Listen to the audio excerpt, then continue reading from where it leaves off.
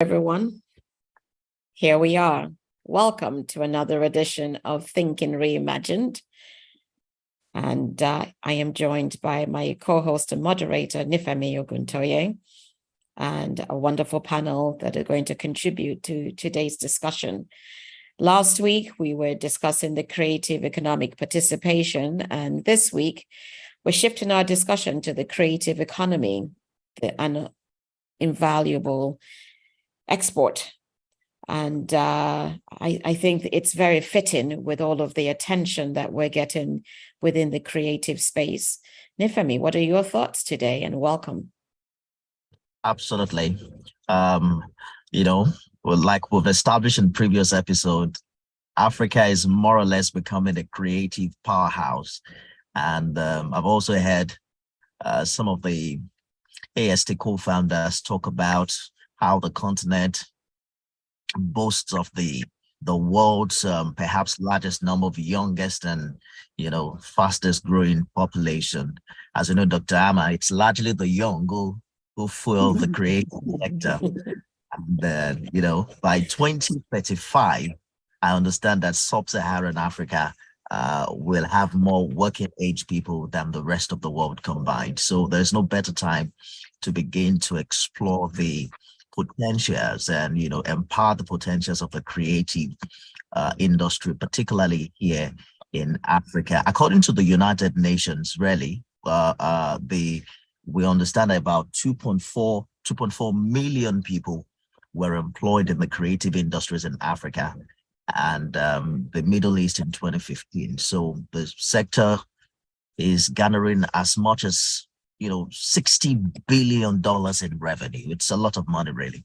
And then I know that we'll also be exploring how to repatriate some of the monies made by these African giants outside the shores of the continent. Let me quickly introduce our guests on this episode.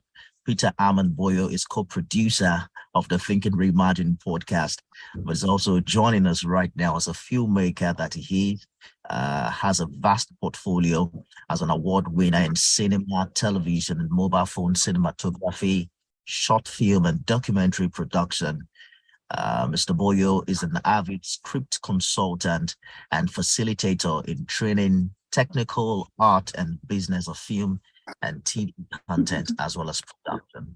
We also have Olumide Abdulkarim, who is co-founder of Africa Sustainable Trade, entrepreneurial director of operations and business development. Hopefully, Mr. Yinka Oyegoke will join us in the course of this episode. Dr. Ama, you've heard a lovely voice already, entrepreneur, educationist, behavioral consultant, and resilience coach. She's the immediate past chairperson of the British Business Group Nigeria, and currently chairs Africa Sustainable Trade, which she co-founds. So where do we start from? Perhaps with Mr. Boyo. Let's explore how you think the creative industry has recovered post-COVID, particularly in Africa. What do you think is happening in that sphere? First of all, the creative industry, let's not limit it to just filmmaking and music, because it spans more than that. There's artisans, there's fashion, cultural crafts, computer games, apps, and I think the digital platforms, talking about post-COVID, the digital platforms have really helped to boost our creative industry, because we were able to connect with other parts of the world through the digital platforms. So, for instance, we're talking about how our creative industry is making 60 million or $60 billion. And that's revenue, or that's this revenue is outside of Africa.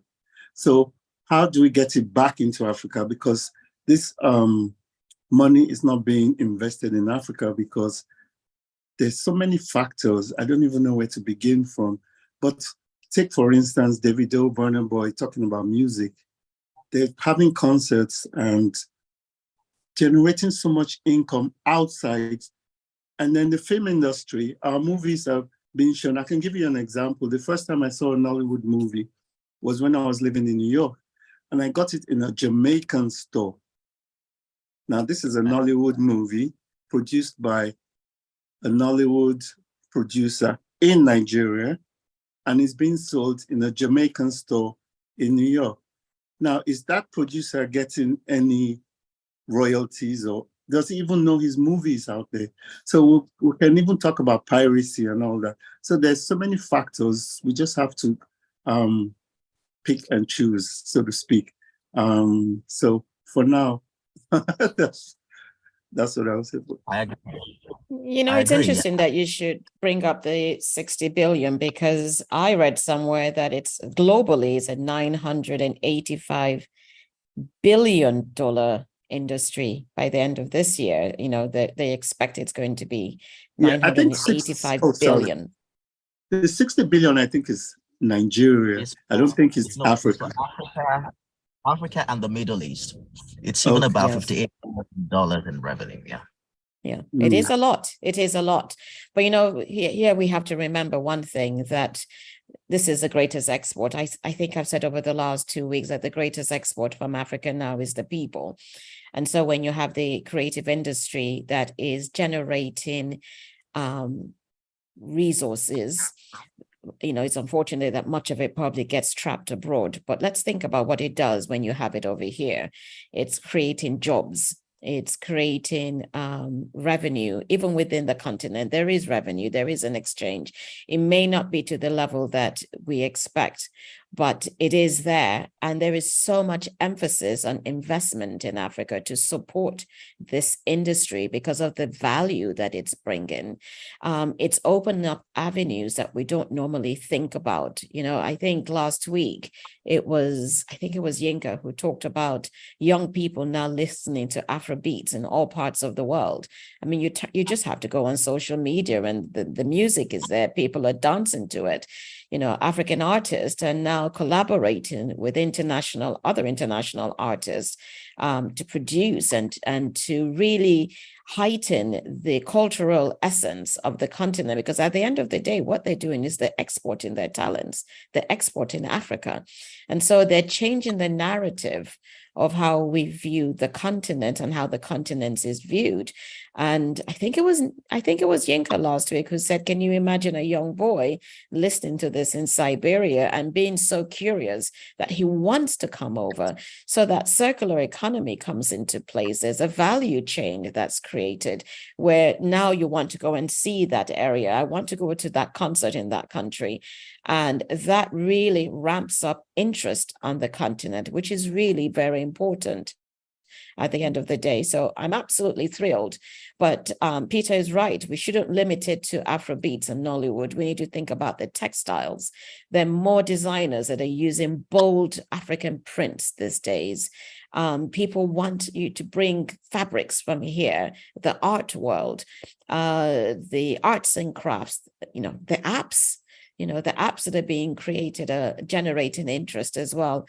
But all of this is fueled by technology because, when you have the technology, you can really enhance things. And I'm actually told by a few people in the creative industry that some of the film bits and pieces are actually done on this continent, again, because of the labor cost, but it's creating jobs. And I think that should be the focus. And Nifemi started off this conversation by happening on youth. Yes, we have to really think about the youth and their contribution. But remember that in a participatory creative economy, everyone matters. I matter, you matter, and the young. So we need to continue to emphasize that. Maybe I'm going to start exporting my gillies. What do you think, Nifemi? Well, I'd like to add something about the fashion industry. There was an incident of an Ankara fabric. For those who don't know, Ankara is the print dress. And that dress was sold by a foreign designer for $7,000. Meanwhile, that same style was being sold in Lagos in Akerele Street for like $20. So do you see where that I'm going with that, right? Yeah. There's Yeah. a disparity. You're absolutely correct. Yeah, there is a disparity. But you know what I'm really fascinated about now is the return to what is the authentic African fabric, the kentes and the what do you call them? Ashoke. Am I no, not the Ashoke. No, the Adire. You know, people are really batiks, hadire.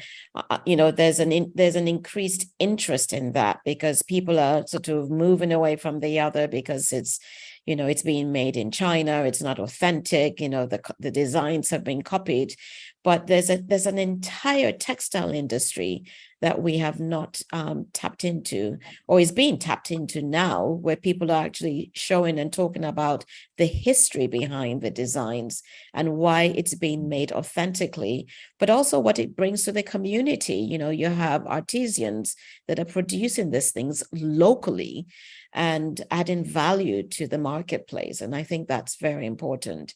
Olumide, did you want to join the conversation? Yes, very much so. Apologies, I'm having a bit of noise in my background, so I have to shut myself down and try and use my AirPods. Am I audible? Yes. Yes. Okay. You know, I always like to, anything I want to discuss, I always like to go back in history and look at where we're coming from, so I'll know where we are and where we're going to. And if we start from, you know, educational idea of how we evolved into such a superpower in entertainment as now, you go back to when I was in school. If you're not studying, if you're not in law, if you're not in medicine, if you're not in engineering, anybody they ask, you know, we look at them and say, oh, this one, their parents have left them behind. They're just wasting their time in university. The guys in the theater arts departments and other courses that we felt were in the arts were just, literature, all these guys were just wasting their time. Because as of that time, there was no value to the art. But with the growth of the internet and social media, everything has exploded, and we are on a different course, if I may say. But then again, we'll look at how do we harness all this business and the potentiality of what it can bring to the table. As of now, we might be making like Dr. Ama just said, or sorry, Peter, it is 16 billion you mentioned. It's only 18% of what we generate that we are generating as we speak. Also, as of this year, only 18 to 10, because we still don't have the framework to capture so much that is being left on the table. And like you said, the Davidos, the Burna Boys, even the Nollywood movies that have good quality go on Netflix, and the revenue is shared at a higher percentage to the other side. The African continent is still not getting what it should earn from all this revenue. And the same thing goes across board, even if you go into fashion. Years back, anytime you're traveling, you get people trying to buy clothes and shirts and pants, and those days are gone. Half of the people, especially in my generation, the 40s and 30s, is like everything they wear, from the traditional outfit to the boo-boos, to the skirts, to the adire, everything is got on the continent. Everything, the business of just being a tailor or a designer is so robust now that it's also part of this market that we are still having captured. And if we have the right data, you discover that we still have a lot that we're leaving on the table when it comes to this, trying to harness all the opportunities that is available for the continent, from music to the arts to entertainment to you just name it. And like you said, including the artisan space. I'll give you an example. You said about it's according to the United Nations, it's generating about 2.2 million in employment. no, that's that data, it can be correct, because when you look at an average studio or an average office, in Nigeria, you have to, from the runner to the receptionist to the security guard, they are not on the platform. They are not captured, and this is also part of the opportunities that are being created. I'm sure Peter will enlighten us. As a movie producer, anytime you're on set, the amount of people you employ, that from the internet to the light to the photographer to the extras, so many people are employed at any point in time. So yes, we are moving, but we are not yet there. There's still so many opportunities, and I think it's something not only the private sector, but the government has to look at critically and even include it in our education. You see, our syllabus as a whole has to be redefined, because a lot of people are going to school and coming out and the degree it's not I won't say useless, but it's not benefiting society. So we need to create more opportunities in the arts. So when you're going to university, you don't have to necessarily go and study law. If your interest is in videography, is in filming, is in pattern design, those opportunities should also be in the higher institution.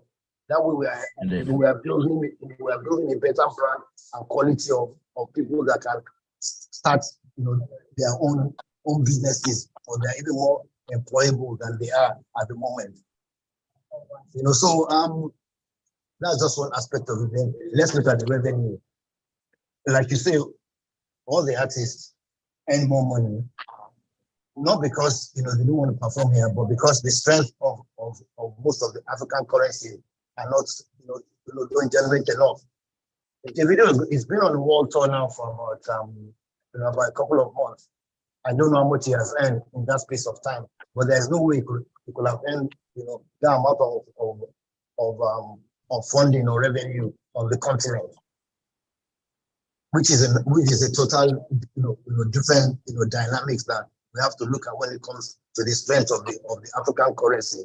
Everybody is going to go where the money is, irrespective of how much they love the continent.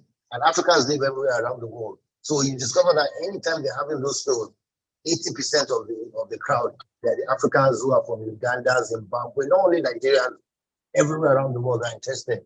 It used to be like I used to consult for a law firm here a couple of years back, and anytime I'm in the office, there's a small radio that plays in the background, and he used to play once in a while, like once in a week, I might hear an African song and I get excited. I'm like, oh, that's Burna Boys. But guess what? Now it's like 6 or 7 times a day. I don't even move anymore. They're the ones who are singing. I want to tell you that that Burna Boy song. Everybody knows it, irrespective of they don't even know what their song is about. They don't know what it's saying, but it's about the beat and the liking. And I think it's our time, and everyone is turning to Africa. Investment opportunity, businesses. I mean, like Andy mentioned last week, owner of ChatGPT, he was in Nigeria. Bill Gates was in Nigeria. They're not in Nigeria because they love us. No, because they're seeing opportunities there. Yeah. it's interesting. Oh, go ahead. No, sorry, I didn't mean to interrupt you. Yeah. You brought up some very important comments as you were speaking. I was thinking about it, that the reason this artist or it's being exported, this creative economy that's being exported, it is in a way the intellectual property of the individuals, and they recognize that there's higher value for their creativity overseas. And of course, we know the power of the diaspora. Those in the diaspora, not only are they earning more than their counterparts here, they also have a bit more of the disposable income, but they have a greater appreciation. And because globally we're more connected now, thanks to technology, we can actually have a greater reach. And we all know that so much of money that is on the African continent is remittance, people sending money back to help their families. The question now becomes, how do we continue to use this to drive the economy within the continent? You know, is it about exporting more, or is it about exporting more but being able to import back the monies that they've earned so that they can then invest in the country? Because overall, when you can invest on the continent, you're going to see greater growth. But all of this is about development. How do you further develop the countries? Well, should I say the continent, since we're speaking about Africa, but you know what I mean, the countries. If everyone brings back some portion of that and invest it within the continent, there will be greater growth. But there has to be an example. You can't leave all your funds outside. But at the same time, how do we help those who are here, who are incredibly creative, but don't have those resources? What are the financial instruments? What can people do within their communities to enhance the creativity that's available? That's another question that we should ask. Can I come in here? Just to add to that, I think we have to create opportunities and change the mindset, because Africa creative wealth, like I said, goes beyond filmmaking and movies. There's the beauty industry. For instance, Ori, which is the shea butter and black soap, is being exported at such a great amount that these beauty products are being used either purely, or they've been, what's the word I'm looking for? You know, they're used in products, yes, abroad. And then the cultural crafts, we see that back in the day, our crafts from Benin and all that was sent abroad. But cultural crafts is another big creative value wealth. And then there's the young people now are doing video games. There are apps coming out, there are apps all over, and all this is being exported. And the mindset of all these creatives that once they get their products outside of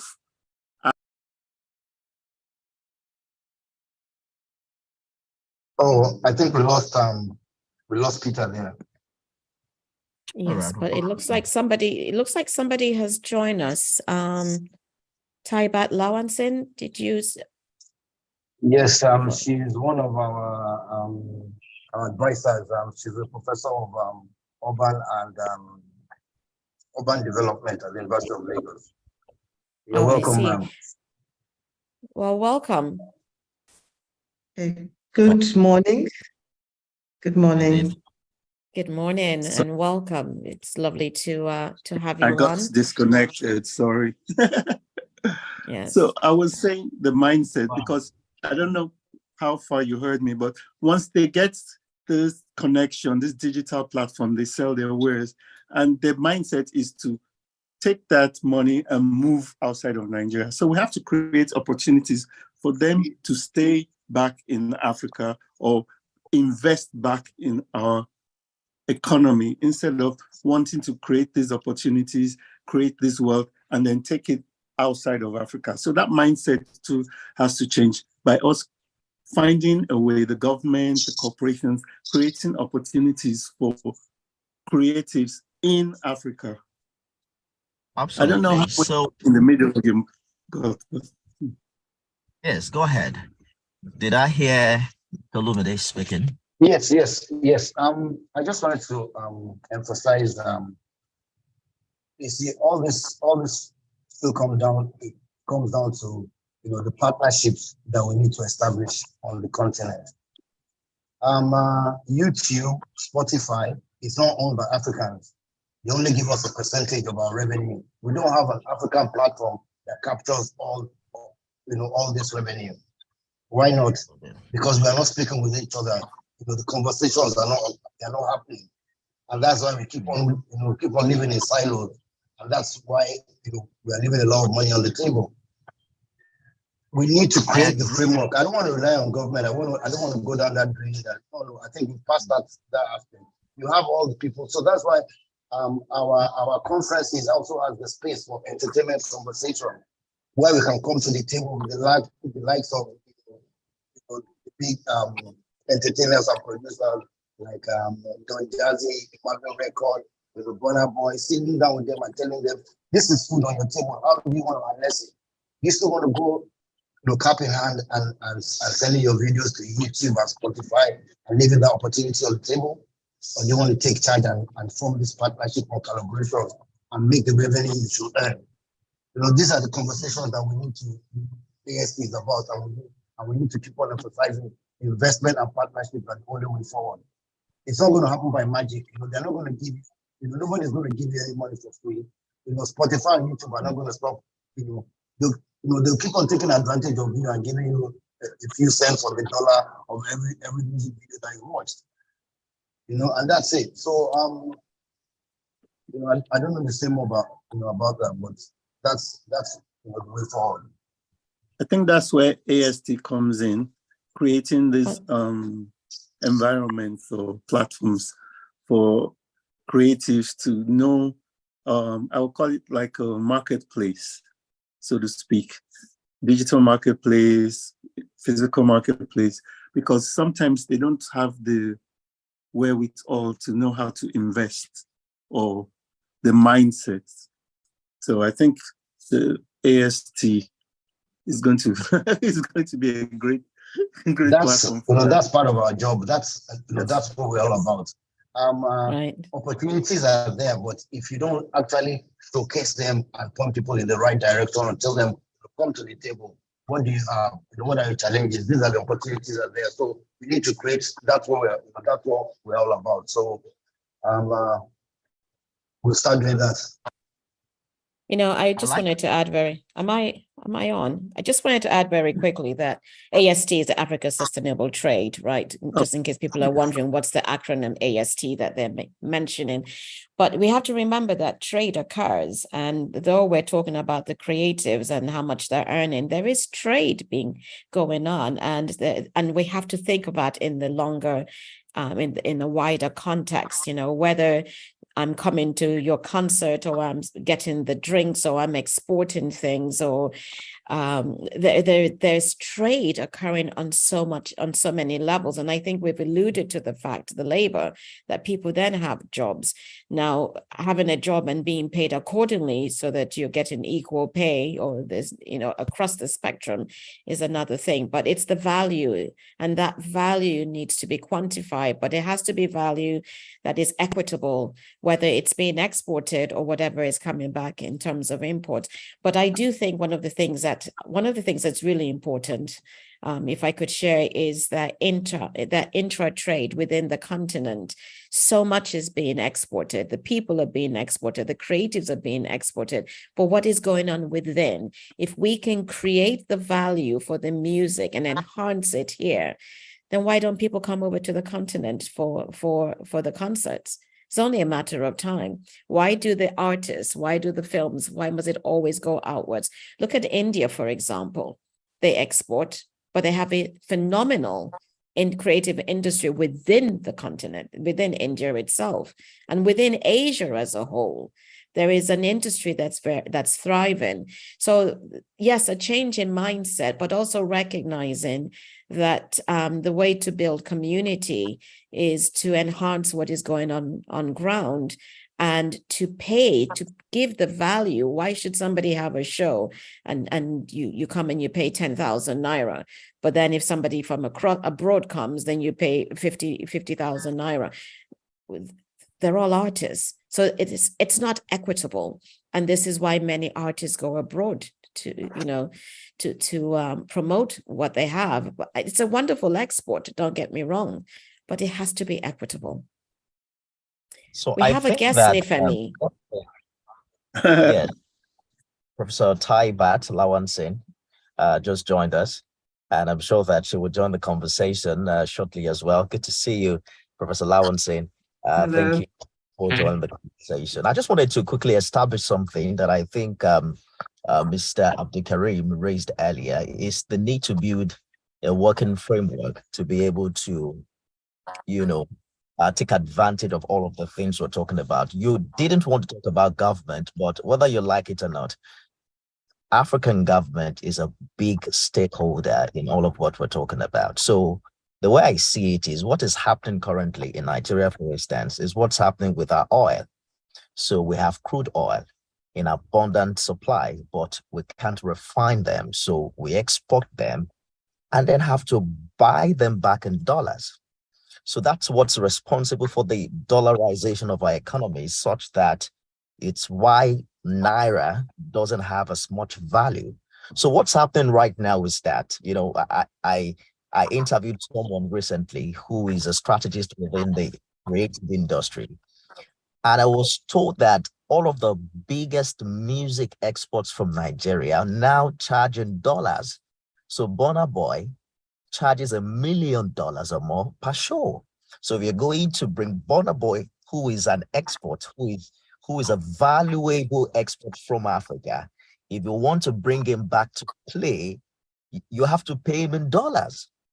Wizkid charges as much as $800,000, and then all of them like that charging dollars. Now the implication of that is that Naira would not have value. So to pay someone in Nigeria, if you are paying someone in dollars in Nigeria, I mean, that is a total mess of government's effort at unifying the interest rate. So I'd like us to answer the question of how do we, someone mentioned the fact that most of the digital platforms on which these creative products are also displayed are not owned in Nigeria. The previous administration had to shut down Twitter at a point, asking that they open an office in Nigeria. Do you know how much Twitter makes in Africa? They don't even, they recently shut down their office in Kenya. So it's important that we create our own indigenous platforms. If we don't have these things, there's no way we can maximize all of these talent exports that we're talking about. So if we don't, and I hope that, I hear you talk about, Africa, sustainable trade. I hope that you're planning to involve African government, because if we do not have these established structures on ground, it might be really difficult to take advantage of, this large talent, this huge talent resources that we have and that, we pride ourselves in. Some of the biggest films in the world today are African inspired. Lion King, this movie about Wakanda. These are African stories, but how many of our own stories, that we produce within the continent make as much money as those movies? I can see that. Mr. Boye, respond quickly to that. Say something. Yes, because first of all, let me just say this: there's the good side, and then there's other sides which we try to talking about equitable rate payments and all that. Let me give you an example, and this happened to me personally. I was doing a TVC, which is a TV commercial, and I was the second director, and there was another director who was doing just as much the same expatriate. So he was paid 6 times more than me because he was an expatriate. So that is why most artists charge in dollars, because when you're considered coming as an expatriate, you can charge higher rates. And this is something that goes on in the industry. There's a lot of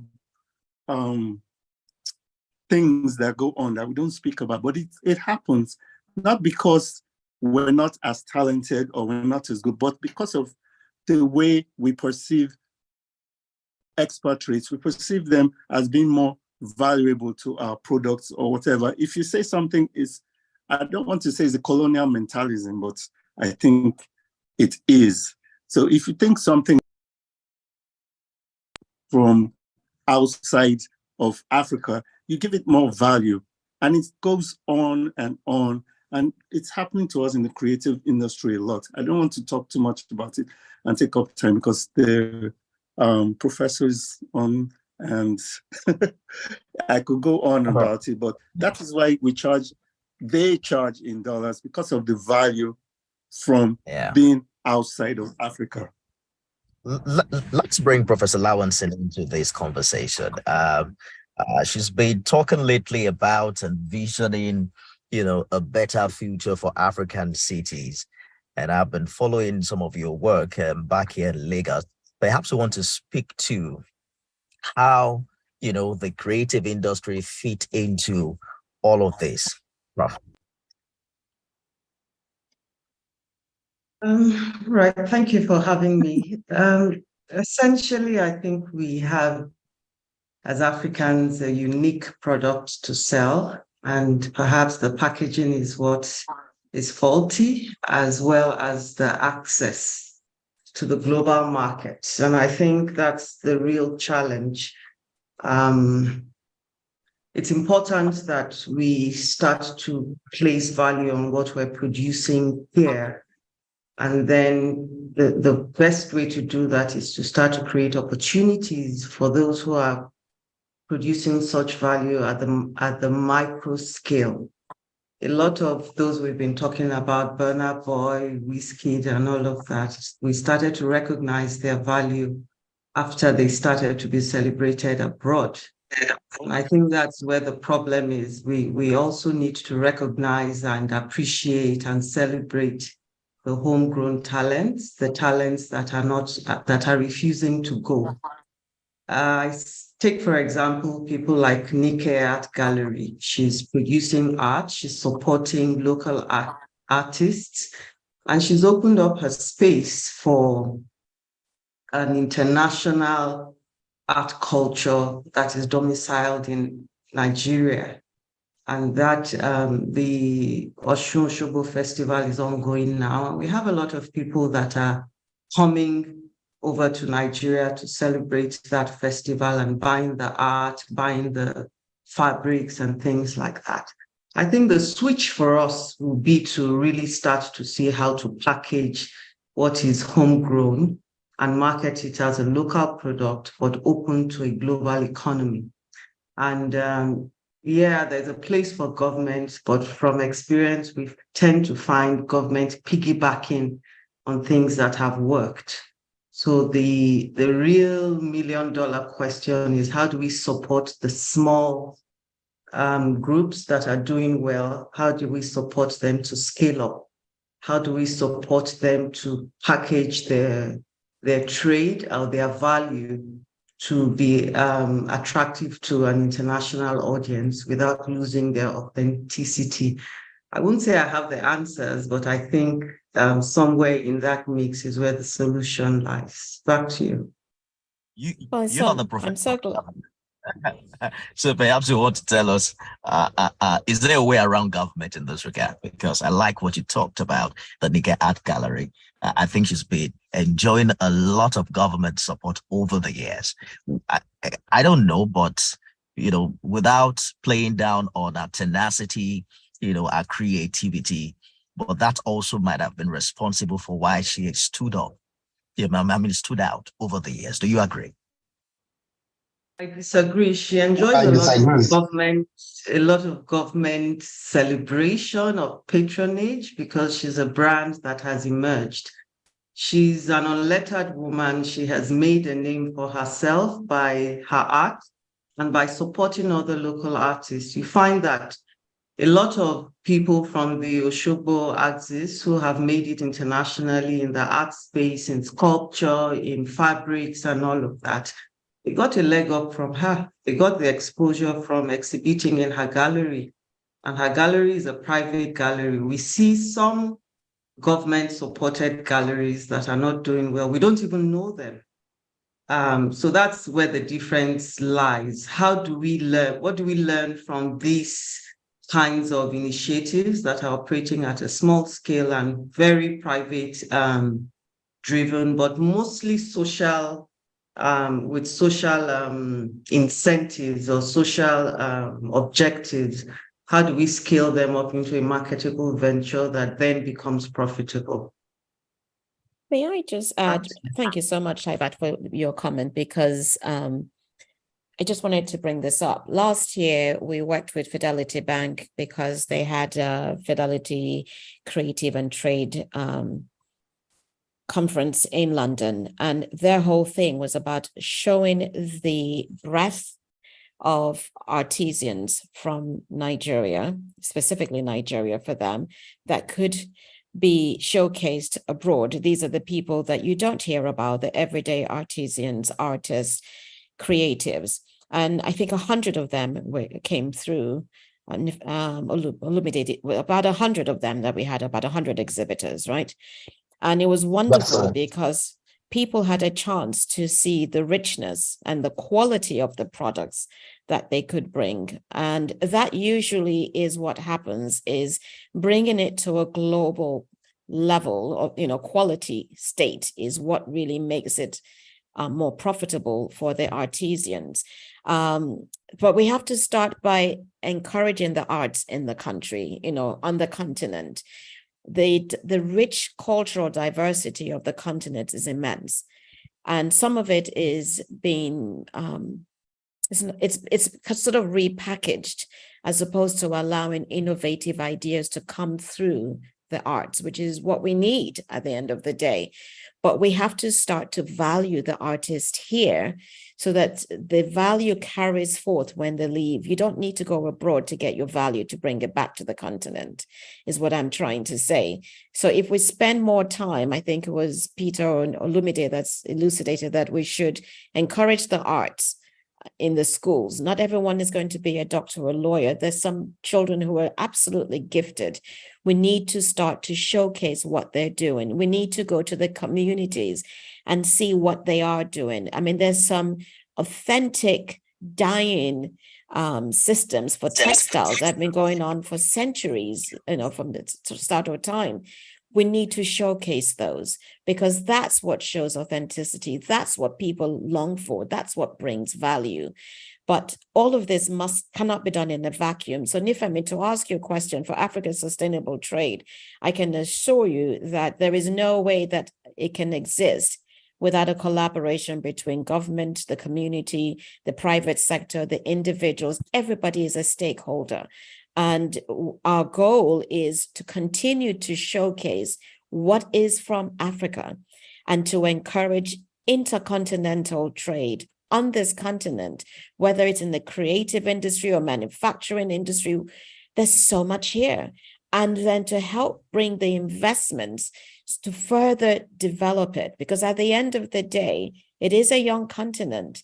And the youth are incredibly innovative and creative, and they're coming up with ideas and concepts, but they need the financing. Making that financing available to them is going to be very critical, but at the same time, encouraging them to feature their work and pay the value that makes them feel worthy. I mean, don't give somebody 5,000 naira to come to a show, and then the same person can go abroad and get 10,000 for a ticket. It's ridiculous. There has to be value, and we have to start to value the rich cultural diversity, because that's part of the cohesion that we have socially, but also part of what is being marketed. Indeed. So I'd like us to just bring this home. Sorry, Nifemi, before you, I'd just like to add something before we move on to something else. You mentioned that I said we should avoid government. No, I'm not saying we should avoid government. You can't avoid government because government is involved in every aspect of the things we do. But guess what? Let me ask you, do you think if the government had been involved from the beginning, where do you think our arts and entertainment would be where it is? No, it won't. Bureaucracy and issues that we know will always arise once they are involved. So I'm not saying you can't get government involved, but we try and limit them as much as possible, because business growth thrives when there is freedom. The moment you start putting the bureaucracy of government being involved, approving this, approving that, applying for this, you see things, they just start going sideways. So I'm not saying we are just like I mentioned the last time we had a meeting with I can't remember the Dr. Ma was there, and I mentioned AFTA has been around for a while now, and although yes, they came on online in 2021 or 2020, but they were established in 2012, and the idea behind AFTA was to break down the barriers. Guess what? Is there any change? No, there's no change. It's still difficult for a trader, to move goods, or even not a trader, a traveler to move from Lagos to Lomé or Cotonou to Kenya. It's still so difficult. So what exactly was AFTA established for? So we as African Sustainable Trade, we are aware of those challenges, and the best way you can do in the private sector is to maneuver around it so we can move, we can forge this partnership and create this platform for investments. All right. I just wanted to add that so you won't have that. I'm trying to have avoid government, but you know, like in business or trade will always find its level. As much as we complain that the charges for services of the people in entertainment and the movies, they get more because business is going to go where it's going to try. So the artists, as much as they love their country, and every year in December they do one show, and the average Nigerian can't afford it because, like Dr. Lama said, the table is about 10 million naira. How many people can afford that? But when he's doing it abroad, because the currency has value, he's only charging 100 pounds or 50 pounds, and average people they can save, or they can weigh their, although there's also VIP, but the opportunities are where they will go. So until we create an enabling environment, business will always find its level. It's like water. All right, no doubt. I would just want us to, get some final comments on this conversation. No doubt, Nigerian music artists particularly have been smiling to the bank in a big way since the world's takeover of the Afrobeat genre of music. It's hard not to, say that has not had any significant economic impact on the African continent. Particularly when you consider how much we're receiving as remittance, which perhaps can, be improved on if we tidy up how much money returns from, most of their works outside the shores of the continent. But let's have your final take, and perhaps you have an idea for critical stakeholders and the role we all have to play to achieve this desire. Dr. Amma, should we start with you?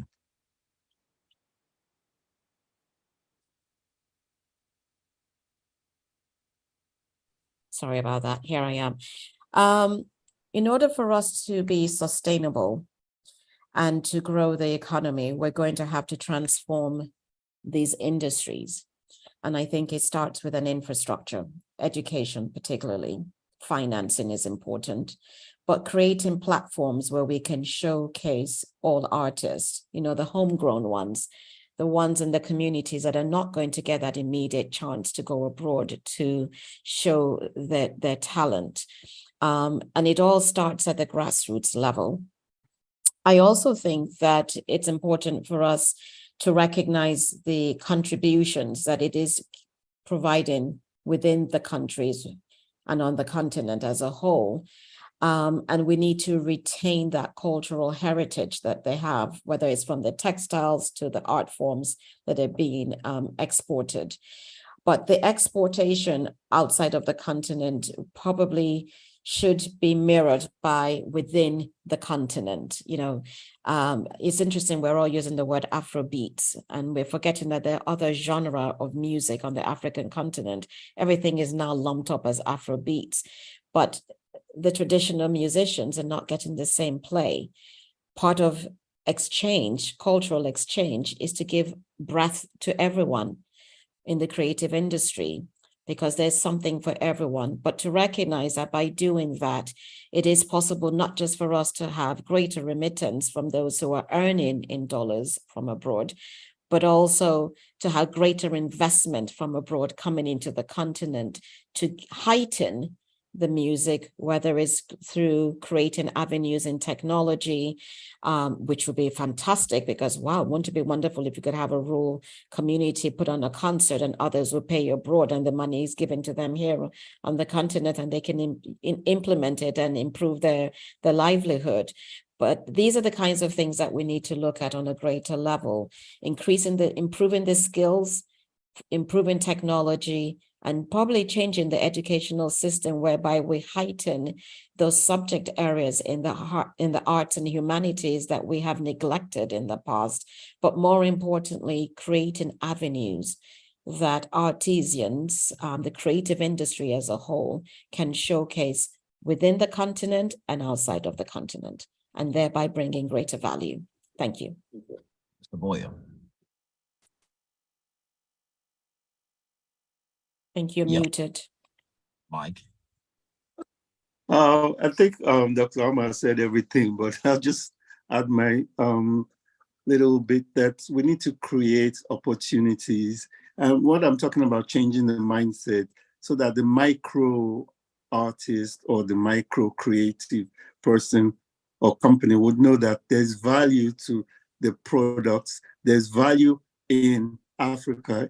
So they don't aspire to create and export, that we create the value and we show the value and we learn by example. And those that are making it out should invest in Africa and show that you can do all this in Africa, because everybody has that Japa syndrome, whether we want to admit it or not.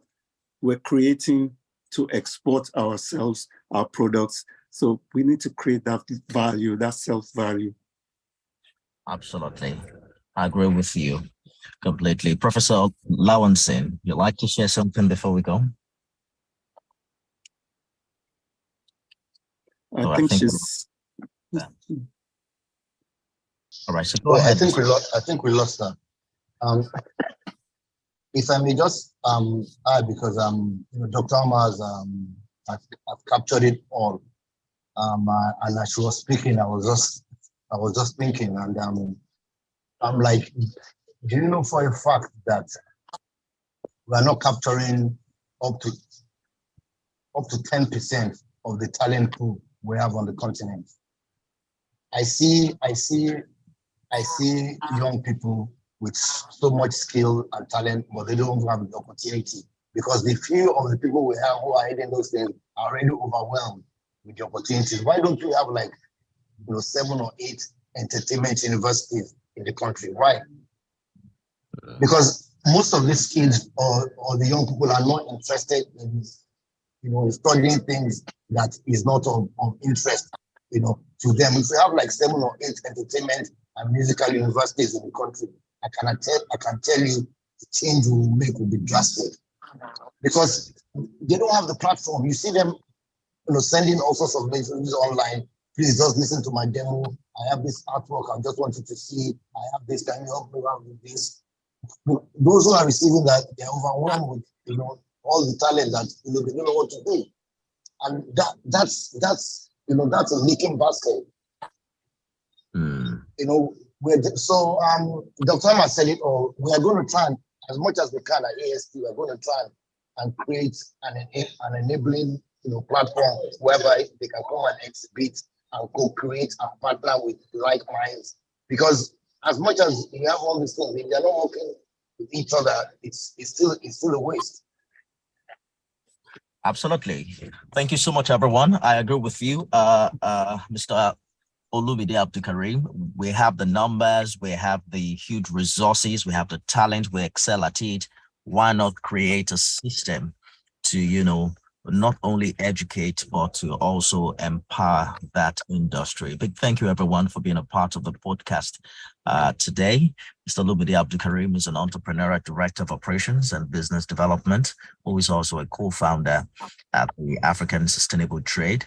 We also have on this episode Peter Aman-Boyo, filmmaker, and who's also shared passionately with us about his business and how Africa is faring in that regard. Dr. Ama, entrepreneur, educationist, behavioral consultant, resilience coach, co-founder of the Africa Sustainable Trade. Thank you so much for sharing. Professor Taibat Lawanson joined us earlier. She's professor of urban management and governance with the University of Lagos. I think we had a very fruitful conversation, a lot to learn, and hopefully we'll also see how the AST can build on this. And I know there's a trade week. Oh, what do we call it again? opened You up. mean the Africa Sustainable Trade Week? Yes, there is going to be a trade week coming up, and we'll be sharing more information, but you can certainly follow Africa Sustainable Trade on all of the social media platforms. Yes, indeed. Absolutely. Yes. Thank you everyone for being here. We've thoroughly enjoyed your insight on this topic, and we look forward to seeing you next week for another discussion. Thank Thank you. you very much. Thank you. Bye for now.